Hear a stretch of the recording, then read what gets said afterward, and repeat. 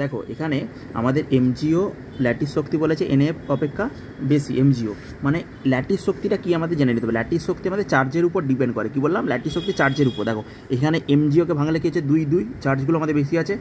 দেখো এমজিওকে ভাঙলে কি হচ্ছে mg2 প্লাস O2 মাইনাস, এর মাথায় 2 2, কিন্তু যখন আমাদের NaFকে ভাঙলে একটা Na প্লাস M মাইনাস, তাহলে এর যে আমাদের কী হচ্ছে চার্জটা কার বেশি হলো? mg2 প্লাস আর O মাইনাসের এটা বেশি হলো, তাহলে চার্জ যার বেশি তার ল্যাটিস শক্তি বেশি।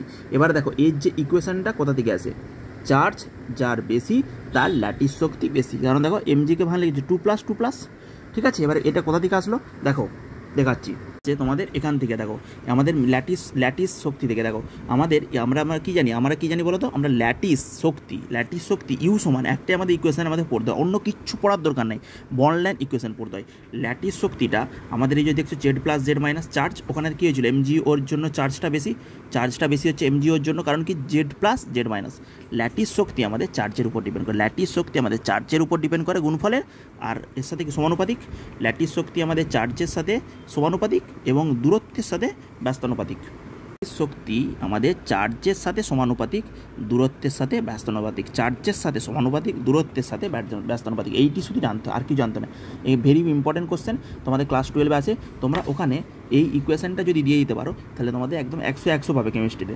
ওকে, এইগুলো থেকে তোমাদের বোঝা যায় যে তোমরা কতটা অ্যান্সারটা ডিপলি দিতে পারছো। ওকে, ওইগুলোই তোমাদের 100 পাওয়ার জন্য মানে মেন হচ্ছে কনসেপ্ট এগুলো আর কি। ওকে, এগুলো তোমাদের এখানে ইকুয়েশনটা দিয়ে দিতে হবে যে ইউ সমান এ হচ্ছে আমাদের এখানে এ হচ্ছে, দেখো এ দেখছো এ কনস্ট্যান্ট আছে, এন কনস্ট্যান্ট আছে, সব কনস্ট্যান্ট, শুধু জেড প্লাস জেড মাইনাস এই আর বাদে, এই দুটো বাদে সব কনস্ট্যান্ট হয়। ল্যাটিসের ক্ষেত্রে এই জেড প্লাস জেড মাইনাস আর বাদে, তাহলে ইউটা আমাদের কী হচ্ছে? ল্যাটিস শক্তিটা আমাদের ভ্যারিস করছে কার সাথে? ভ্যারিস করছে জেড প্লাস জেড মাইনাসের সাথে, ভ্যারিসেস জেড আয়নীয় চার্জের গুণফল, আর দূরত্বের মধ্যে ব্যস্তানুপাতিক, দূরত্বের মধ্যে ব্যস্তানুপাতিক। তাহলে কি যত চার্জ বাড়বে তত ল্যাটিস শক্তি বাড়বে, যত তাদের মধ্যে ক্যাটায়ন আয়নের মধ্যে ব্যাসার্ধ যত বাড়বে তত ল্যাটিস শক্তি কমবে, ব্যাসার্ধ যত বেশি হবে কমবে। এইটা যত চার্জ বাড়বে তত ল্যাটিস শক্তি বাড়বে, যত দূরত্ব বাড়বে তত কমবে। দূরত্বের সাথে হচ্ছে ব্যস্তানুপাতিক, আমাদের ব্যস্তানুপাতিক, আর চার্জের সাথে। ওকে, এটাই আমাদের দিয়েছে। দেখো এটাই আমাদের এখানে বলে দিয়েছে এমজিও ল্যাটিস শক্তি এনএফ অপেক্ষা বেশি, চার্জের সাথে কি হচ্ছে? সমানুপাতিক, তাহলে ল্যাটিস শক্তি বেশি হচ্ছে। আর এখানে দেখো এখানে আমাদের mg2 প্লাস আর O2 মধ্যে দূরত্ব কত? 2.05, আর এর মধ্যে দূরত্ব হচ্ছে 2.31 এনএফ এর মধ্যে।